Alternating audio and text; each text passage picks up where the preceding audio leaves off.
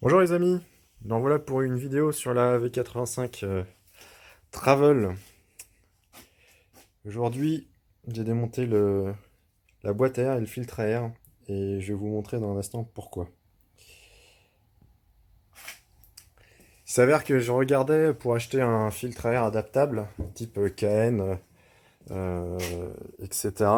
Et je me suis aperçu que sur le site de Googlatech, pour ceux qui connaissent Googlatech, ils font des filtres à air, mais surtout des filtres à essence. Ils sont connus pour leurs chaussettes qu'on met directement dans le réservoir pour filtrer l'essence. Quand on ne sait pas trop, on connaît pas trop la qualité de l'essence où on est, s'il y a du sable ou de l'eau dedans. Ils font des filtres assez sympas. Ils font aussi des filtres à air, ce que j'ai découvert hier en regardant sur leur site. Et il s'avère que pour la V85 TT, enfin V85, oui TT je dis bien, ils mettent un warning sur le filtre à air qu'ils vendent. Ils disent faites bien attention quand vous installez un nouveau filtre à air sur cette moto, à regarder la boîte à air ici, le logement de la boîte à air ici, parce que cette cloison là qui fait étanchéité, le moteur aspire au-dessus, il aspire dans toute la cavité autour là, et à travers le filtre ici avec l'arrivée d'air ici. Donc c'est bien cette cloison là qui fait étanchéité avec le monde extérieur, entre l'air filtré de l'air non filtré. Et effectivement, je vous mettrai une photo dans la vidéo, je vais repiquer leur photo qui est sur leur site. Ici, la cloison, je ne sais pas si vous voyez bien, vous voyez qu'elle n'est pas tout à fait droite, parce qu'en fait, elle est souple. Elle est assez souple, et comme le filtre vient se poser dessus, ici, il prend sa place dans le logement. Voilà, donc il s'assoit directement sur la cloison, lui.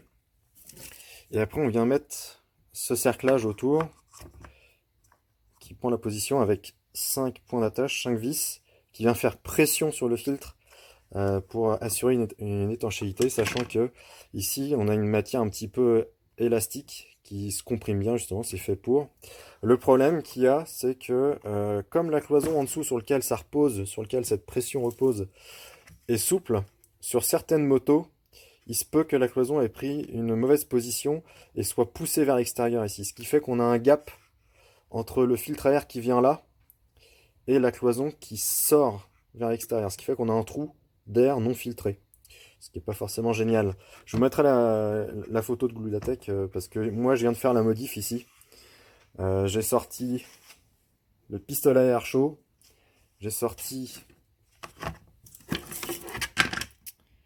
un petit, je sais pas comment ça s'appelle, c'est pas un étau, mais voilà, vous comprenez le principe, pour comprimer un petit peu les deux cloisons l'une vers l'autre, vers l'intérieur ici. Je préfère qu'elles soient plus rentrées que sortie, parce que rentrer ça ne me pose pas de souci d'étanchéité, ça peut me poser éventuellement un souci pour loger le filtre, pour le faire rentrer dans ce logement, mais ça c'est pas bien grave, au moins j'ai une étanchéité parfaite. Tandis que s'il est sorti, effectivement, si la cloison ici dépasse d'un côté ou de l'autre vers l'extérieur, bah là j'ai un trou d'air, et ça me plaît pas.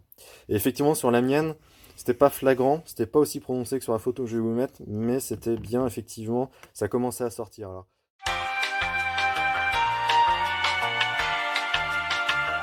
je pense qu'il faut faire attention aussi quand on resserre le cerclage ici. Je l'ai pas remonté encore, donc je l'ai pas resserré. Je sais pas encore comment ça se présente, mais il doit pas falloir trop serrer non plus, parce que plus on met de pression dessus, plus on a tendance à pousser les, les cloisons ici, le support finalement de filtre. Qui ici, on voit bien que au niveau des vis, on a des cheminées, du coup ça rigidifie un peu la cloison. Et par contre, entre les cheminées ici, là c'est beaucoup plus souple. Il faut faire attention. Donc petit warning. L'avantage c'est qu'ici la boîte à air, elle est très très simple à démonter. Je vais vous montrer. Évidemment, il faut virer la selle, il faut virer le petit réceptacle plastique, on voit pas bien avec la lumière, attendez. Sur lequel il y a la trousse à outils d'origine. Donc en fait, le réceptacle en plastique dont je parle, il vient se prendre dans ces ergots plastiques, donc là il faut juste le tirer et il est vissé ici par deux vis. Donc ça c'est très simple à enlever et après on accède directement au-dessus de la boîte à air qui se loge l'un dedans, comme ça, dans ce sens-là. Donc il faut jouer un petit peu avec les faisceaux qui sont un petit peu dans le chemin, mais il n'y a rien de méchant. Ça se démonte vraiment en 30 secondes. Donc c'est facile à vérifier. Ça permet de voir aussi si on a si on a de la poussière qui est passée effectivement à travers ou pas. Bon, moi, la mission est propre, tout le derrière de la boîte semble propre. J'en profite aussi parce que j'avais entendu parler sur Facebook de ces fameux trous là où il y a certaines motos qui avaient des scotch dessus. Et certaines n'en avaient pas, d'autres en avaient qu'un, d'autres ils s'étaient barrés, ils étaient encore collés en dessous, enfin bref. Sur la mienne, sur ma Travel, il n'y en avait pas du tout. C'était comme ça, j'ai démonté tel quel. J'ai pas trouvé de scotch ou quoi que ce soit, c'était à nu. Ça pose pas de souci en soi parce que bien évidemment c'est avant le filtre. Voilà, voilà. Bon, allez, je remonte tout ça. Bon, les amis, je vous reprends. Je viens de revisser le couvercle du filtre à air. Alors, effectivement, les vis ici, les 5 vis, faut bien les visser à fond. Il y a une butée. Donc, faut arriver en butée. Par contre, elles sont extrêmement dures d'origine parce que c'est des vis plastiques, vissées dans les cheminées plastiques. Et ouais, ça fait le poignet. Hein. Et d'ailleurs, on peut voir que... Je sais pas si je vais arriver à vous montrer. Ici sur les cheminées, on voit qu'elles sont marquées par le filetage intérieur de la vis. C'est comme ça d'origine, hein, c'est pas en les remontant que ça s'est produit. Mais donc c'est pour vous montrer que c'est assez serré. Donc ouais, il faut... Dès les premiers tours, ça fait mal au poignet. Hein, faut pas hésiter à serrer, c'est normal, du moment que ça craque pas. Et qu'on vise droit. Mais voilà, c'est fait pour. Par contre, il y a bien une butée. Donc il y a bien un moment où on sent que vraiment on peut plus visser. Et c'est bien là où il faut s'arrêter. Alors ce qu'il faut vérifier, effectivement, ce que je vous montrais, c'est que, je vais vous montrer avec un tournevis, ce sera plus simple, c'est que la cloison qui est là, que je touche, elle dépasse pas du support ici supérieur. Mise au point, s'il te plaît, merci. Donc on veut que la cloison elle soit derrière ce support en dessous là. Et là c'est bien le cas, ici j'ai bien un gap. Il faut vérifier ça sur tout le pourtour. Et si c'est ça, si c'est le cas, là ici, de l'autre côté on est bon aussi. On n'a plus de problème. Par contre, si elle dépasse, bah, vous pouvez recommencer. Bon alors, la boîte à air est en place. Elle n'est pas verrouillée, elle n'est pas clipsée, mais je viens juste de la redescendre. Bon, ça se fait très bien. Il n'y a pas de...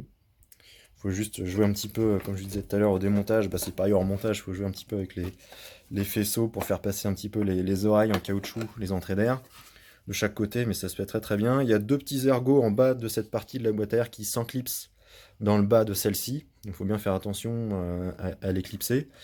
Et une fois qu'ils sont clipsés, la boîte elle prend sa place ici. Donc là, ici, on verrouille. Alors, comment ça marche? Voilà, on appuie dessus tout simplement. Et donc, il y en a les deux autres. Je sais pas si je vais arriver. Vous savez qu'éclairer et filmer, c'est pas facile hein, à faire en même temps.